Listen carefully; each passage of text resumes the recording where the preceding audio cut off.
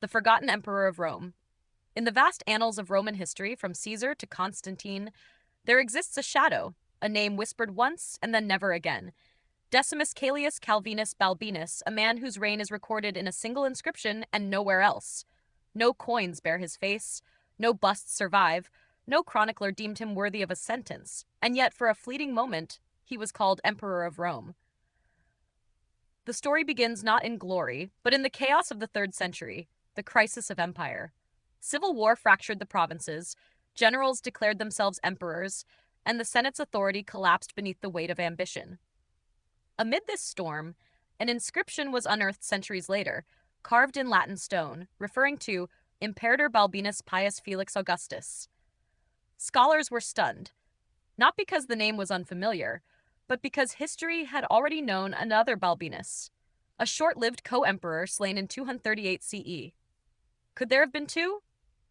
Or had someone rewritten the timeline? Theories multiplied. Some believed the inscription was a forgery, a later tribute carved by loyalists who wished to honor a lost pretender. Others claimed it proved the existence of a parallel emperor, one erased from memory by rivals or rewritten out of Rome's official narrative. The Romans, after all, were masters of propaganda.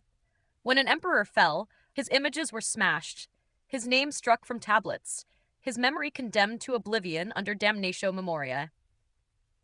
Archaeologists trace the stone to a remote military outpost on the Danube frontier, where legions once declared emperors by vote.